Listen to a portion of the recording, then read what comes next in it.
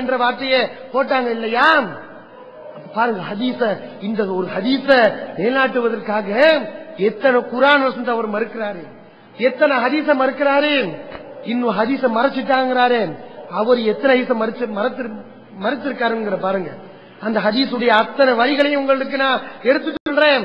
அவனுடைய போங்க பாருங்க, போங்க பார்த்தா உங்களுக்கு தெரியும். அந்த செய்தியில கறந்து கொடுப்பதை பற்றி பேசவில்லை, நேரடியாக கொடுப்புதான் அங்கு வருகிறது. ஏனென்றால் அந்த வாசகத்தை பாருங்க, நபி ஸல்லல்லாஹு அலைஹி வஸல்லம் அவங்க சொல்றாங்களாம், அருள் அழகி சாலிம்க்கு நீ பால் புகட்டுன்னு சொல்றாங்களாம்.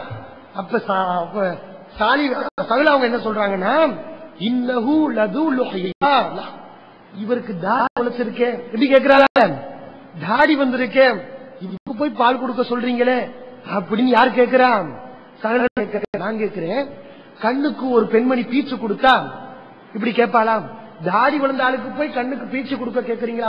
ஒப்ப பாருங்க, உதாரணத்தை பாருங்க. கண்ணுக்கு பீச்சு கொடுப்போம்ல, அது மாதிரி கொடுத்திருக்காங்க. அது சம்மத எப்படி வருது? தாடி உள்ளவரா இருக்காரு, எப்பயுமே கேள்வி வரும், பெரிய ஆளா இருக்கிறாரு, இவருக்கு எப்படி பால் கொடுக்க முடியும்? அப்படிதானே கேள்வி வருது. தாடி உள்ளவர் எதுக்கு அந்த வாசகத்தை சகிலா சொன்னதா அந்த செய்தியில வருது? இந்த செய்தி எங்க வருது? நசையில 3267வது செய்தி. இன்னும் வேறு சில வாசகங்கள் அதே நசையில 3268வது செய்தி. அதுல பால் கூடு என்று நபி சொல்லும் போது சகிலா அவங்க ஆட்சேபனை செய்யலாம். எப்படி? எப்படி நான் இவருக்கு பால் புகட்டுவேன்? இவர் பெரிய மனிதராக இருக்கிறார், ரஜுலுன் கபீர். அரபி தெரிஞ்சவங்களுக்கு தெரியும், பெரிய மனிதரா இருக்காரு. பீச்சு கொடுக்கிறாங்க ஏன் கேட்கணும்? கறந்து கொடுக்கிறாந்தா பெரிய மனிதர் ஏன் கேட்கணும்? நேரடியா கொடுக்க போயிட்டானே பெரிய மனிதரா இருக்காரே அப்படின்னு கேள்வி வைக்கிறாங்க. இது விளங்கலையா? இதே மறத்தீங்க. இப்ப யார் இந்த ஹதீஸுடைய முழுமையும் சொல்லாம மறைச்சது யாரு? விளங்கிக்கோங்க. இன்னும் வேறு சில வாசகம் இன்னும் சொல்ல போனா, இந்த செய்தியை சொல்றது நமக்கு மட்டும் மனசு உறுத்தல, முஜிபுர் ரஹ்மானுக்கு மட்டும் மனசு உறுத்தல, யாருக்கு மனசு உறுத்தி இருக்கு? அறிவிப்பாளர்களுக்கு மனசு உறுத்தி இருக்கு. அவங்களே சொல்றாங்க, நசையில வருது. நசையில இப்னு அபி முலைக்கா என்ற அறிவிப்பாளர் சொல்றாரு,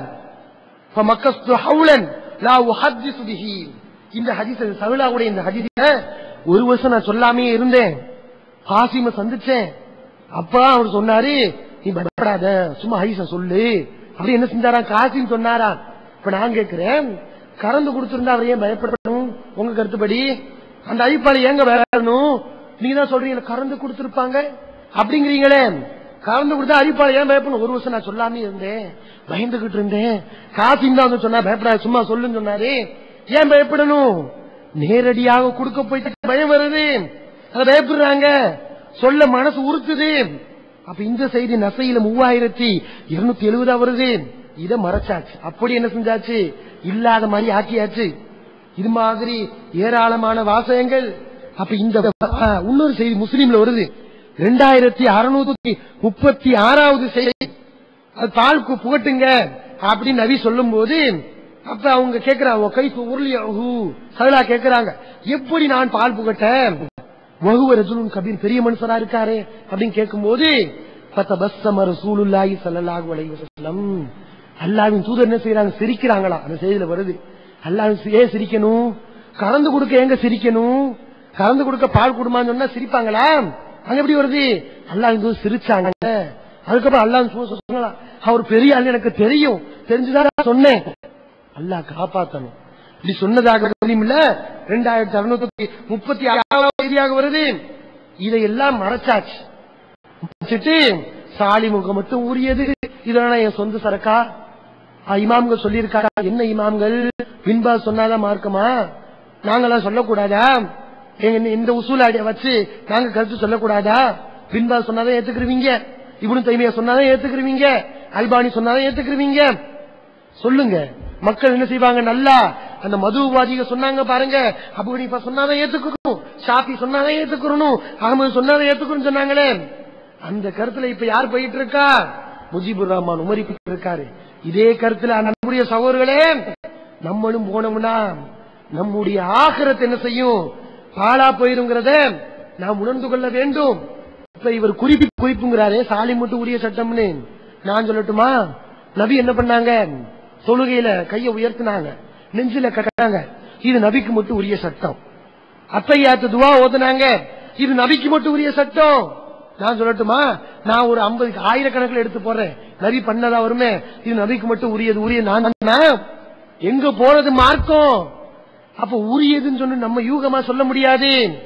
அதை நபி தெளிவுபடுத்தி இருக்கணும், நேரடியா தெளிவுபடுத்தி இருக்கணும், அல்லது மறைமுகமா என்ன செய்யணும்? தெளிவுபடுத்தி இருக்கணும். சரி, நான் கேட்கிறேன், அபூ ஹுதைஃபா சஹ்லா அவர்கள் சாலிமை விரும்பியதை விட நபி யார விரும்பினாங்க? ஸைத் பின் ஹாரிஸா விரும்பினாங்க.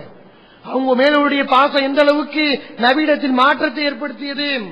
ஸைத் பின் ஹாரிஸாவுடைய மகன் உசாமா அவர்களை விரும்பினாங்க. ஸைத் மேல உள்ள பிரியம் அவருடைய பிள்ளையையும் ஸைதுடைய பிள்ளையையும் பெருமாளை விரும்ப வைத்தது. அந்த அளவுக்கு நபி ஸல்லல்லாஹு அலைஹி வஸல்லம் நேசிச்சாங்க. இந்த சட்டம் கூடும் என்று இருந்தால், இப்படி பெரிய ஆளுக்கு பால் புகட்டி தாய் மகன் உறவை ஏற்படுத்தலாம் என்று இருந்தால் நபி என்ன பண்ணிருப்பாங்க? உசாமா அவங்களுக்கும் ஸைத் அவர்களுக்கும் கதீஜா நபி மனைவிமாரிடத்தில் பால் குடிக்க வச்சு தாய் மகன் உறவு ஏற்பட்டிருக்காதா? பெருமானார் அப்படி பண்ணிருக்க மாட்டாங்களா? இத பேசவே நம்ம நாக்கு கூசுது. அந்த மாதிரி இதையெல்லாம் கேள்வி கேட்க வச்சா இதெல்லாம் பேசியிருக்க மாட்டோம், இதெல்லாம் கேள்வி கேட்க மாட்டோம். கேள்வி கேட்க வேண்டிய சூழ்நிலை வந்துருச்சு, இடம் வந்துருச்சு. இனி பேசாம இருக்க முடியாது, வாயை திறக்காம இருக்க முடியாது. நம்ம வாய்க்கு பூட்டு போட்டா இந்த மாதிரி அசத்தியவாதிகள் தலையெடுக்க துவங்கி விடுவார்கள். அதுக்காக வேண்டியது அந்த அருவருப்பான விஷயத்தை கூட நம்ம சொல்லிக் கொண்டிருக்கிறோம். இன்னொரு கருத்தையும் சொல்றார். என்ன கருத்துன்னு சொன்னா, ஆரம்பத்துல அபூ ஹுதைஃபாவுடைய மகன் இருந்துச்சு, பின்னாடி எப்படி மாறிச்சா? அது மாறி மௌலா அபீ ஹுதைஃபா, அபூ ஹுதைஃபாவுடைய பொறுப்பில் உள்ளவர் அப்படின்னு மாத்தாங்க அப்படிங்கிறாரு. நான் கேட்கிறேன், பால் புகட்டி இருந்தா மகன் உறவு ஏற்படுங்கிறீங்களா? அந்த மாதிரி புகட்டி இருந்தா அப்ப ஏன் பொறுப்புல உள்ளவர்னு ஏன் வாசகத்தை சொல்லணும்? மகன் சொல்லிட்டு போலாமே, ஏன் மௌலாங்கிற வாசகத்தை சொல்லணும்? தஃசீர்கள் முஃபஸ்ஸிரீன்கள் இன்னைக்கு முஜீபுர் ரஹ்மான் உட்பட ஏன் அபூ ஹுதைஃபாவுடைய மகன் சொல்லல? ஏன் பால் குடிச்சிருந்தா அவரும் சட்டப்படி மகன் தானே, மகன் சொல்லலாமே, ரைட்ஸ் இருக்கு. ஏன் சொல்ல மாட்டேங்கிறீங்க? ஏன் மௌலா மகன் சொல்றீங்க? பொறுப்புல உள்ளவரு நண்பர்னு சொல்றீங்க. அல்லாஹ் ஏன் இப்படிப்பட்ட ஒரு வழிமுறையை சொல்லி தரணும்? அல்லாஹ் குர்ஆன்ல சொல்றான், உதுஊஹும் பி ஆபாயிஹிம். அந்த வசனத்தை பாருங்க, அஹ்காஃப்ல 33வது அத்தியாயம் 5வது வசனம். அல்லாஹ் என்ன சொல்றான்? உதுஊஹும் பி ஆபாயிஹிம். நீங்க வளர்த்து எடுக்கிறீங்க, அவங்க உங்களுடைய பிள்ளைகள் ஆக மாட்டாங்க, அவங்களுடைய தந்தைமாருடைய பேரை சொல்லி அவங்க கூப்பிடுங்க. சொல்லிட்டு இதான் அல்லாஹ்விடத்தில் நீதம்.